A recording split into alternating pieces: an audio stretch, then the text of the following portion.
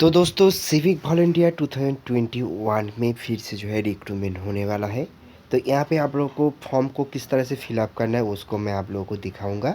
तो फॉर्म को इस तरह से फिलअप करना होगा, डाउनलोड करना होगा फॉर्म को ऑनलाइन में, एंड जो एप्लीकेशन फॉर्म है आपको इसको जमा करना है ऑफलाइन में। तो आपको पहले कुछ इस तरह से देखोगे, इस तरह की एक फॉर्म जो है आपके पास चला आएगा। तो इस फॉर्म को जो है आपको फिलअप करना है। तो फिलअप करने के पहले ही आपको जो है यहाँ पे आपको एक फ़ोटो अटैच करना है, जो कि एक पासपोर्ट साइज़ फ़ोटो। इसके बाद आपको जो है आपका नेम यहाँ पे लिखना होगा कैपिटल लेटर में। उसके बाद आपका जेंडर यहाँ पे लिखना होगा।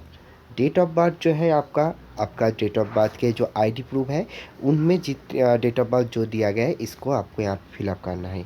उसके बाद father's name, mother's name, mobile number, email ID और प्रेजेंट एड्रेस जिसके आप लोग कांटेक्ट कर सकते हैं, जो कि सरकार की तरफ से, गवर्नमेंट की तरफ से।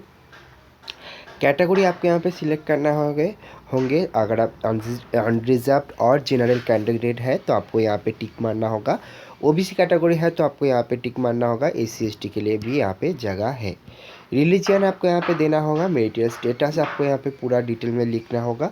आइडेंटिफिकेशन मार्क्स मतलब आपके शरीर में कोई आइडेंटिफिकेशन मार्क अगर है तो आपको यहाँ पे उसको लिखना होगा। वोटर आईडी कार्ड आपको यहाँ पे पूरा नंबर देना होगा। आधार कार्ड के नंबर यहाँ पे देना होगा। एजुकेशन क्वालिफिकेशन भी आपको यहाँ पे पूरा डिटेल में देना होगा।